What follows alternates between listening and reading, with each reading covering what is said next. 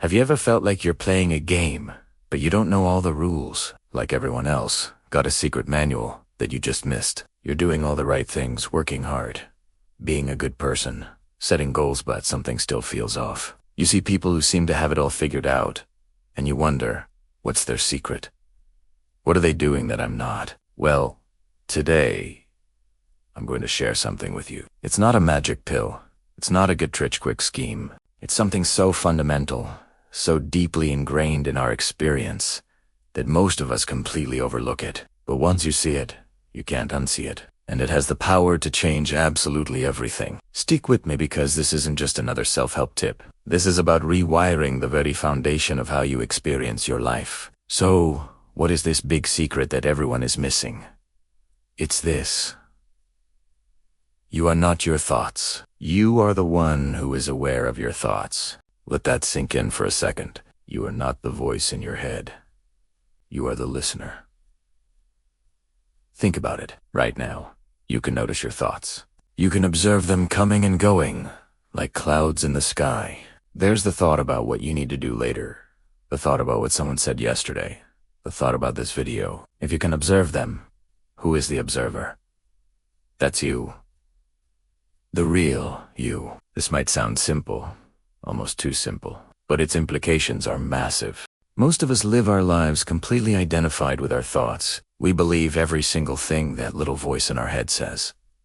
If it says, you're not good enough, we believe it. If it says, you're going to fail, we feel the anxiety as if it's already happened. We let this constant, often negative, internal chatter dictate our emotions, our actions, and ultimately, our reality. We're like a ship captain who mistakes the weather report for the ship itself. The report says, storm ahead, and the captain panics and abandons ship, even while the sun is shining and the sea is calm.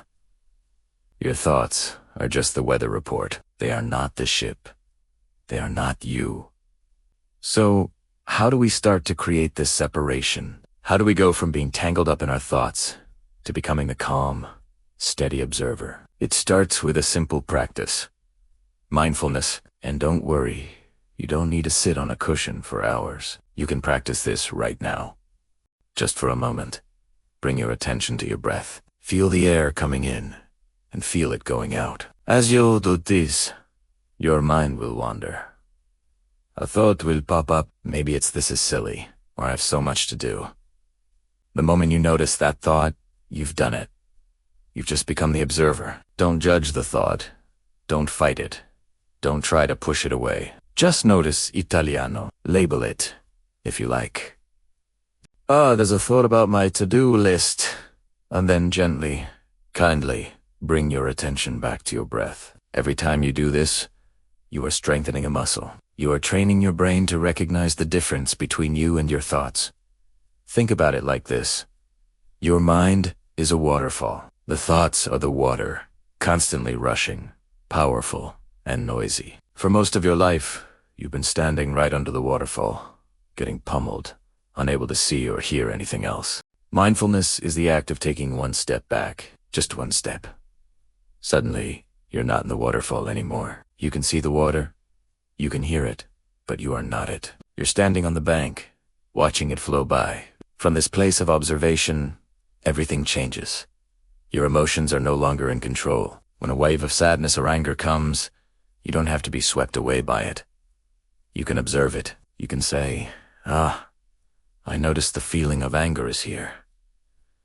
By observing it, you create space. And in that space, you have a choice. You can choose how to respond instead of just reacting blindly. This is the definition of emotional freedom. This also transforms your relationship with failure and criticism. When that inner critic starts telling you that you messed up, you don't have to take it as gospel. You can see it for what it is.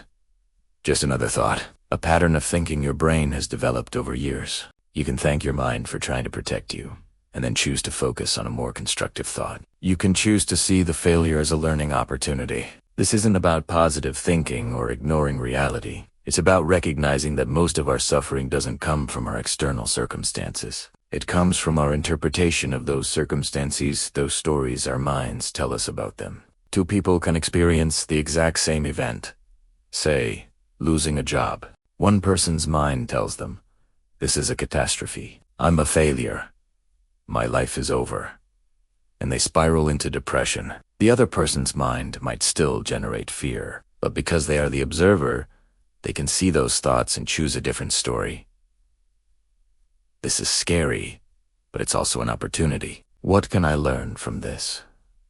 What new door might open? The story you tell yourself becomes your reality. By separating yourself from your thoughts, you take back the pen. You become the author of your own story, instead of just a character being tossed around by the plot. Let's make this really practical. How can you integrate this into your busy life? Estar small. Set a reminder on your phone once a day to just stop and ask yourself, what am I thinking right now? Just notice, no judgment. That's it. That's your practice. When you're stuck in traffic and you feel that rage building, notice it. I'm observing the thought that this traffic is ruining my day. I'm noticing the feeling of frustration in my chest. Just the act of noticing creates a gap. In that gap, you can take a deep breath. You can choose to listen to a podcast or some music instead of fuming. Before a big presentation, when your mind is screaming, you're going to forget everything. Notice it. There's my old friend. Fear of public speaking. Thanks for the input, mine. And then bring your focus back to your notes, to your preparation, to the value you're about to provide. You're acknowledging the thought without letting it take the driver's seat. This is a lifelong practice, not a one-time fix. There will be days when you get completely caught in the waterfall again. That's okay. That's human. The goal isn't to never have negative thoughts. The goal is to change your relationship with them, to see them as passing weather patterns, not as your permanent identity. The person you want to be, the confident.com. Resilient person is already inside you. It's the observer. It's the conscious presence that is aware of the mental noise. The more you connect with that presence, the more you will live from that place. And that is what changes everything. It changes how you work, how you love, how you face challenges, and how you experience every single moment of your precious life. You stop waiting for the world to change, and you realize the power to change your world has been within you all along. You just needed to take that one step back and see who you really are. So, the next time that voice in your head starts its chatter, just smile. Give it a little nod. And remember, you are the sky, not the clouds. The clouds will come and go, but the vast, open, peaceful sky remains. That is your true nature. Thank you so much for watching. If this resonated with you, please hit that like button and subscribe for more content that helps you unlock your true potential. I'd love to hear your thoughts in the comments. Have you ever had a moment where you realized you are not your thoughts? Share your experience below. Let's learn from each other. Until next time, be the observer.